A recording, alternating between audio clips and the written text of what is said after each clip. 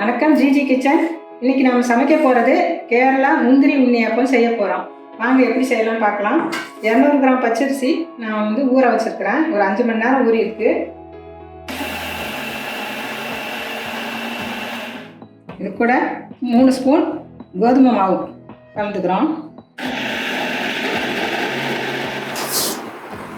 2 பச்சை வாழைப்பழம் 2 எடுத்துருக்கேன்.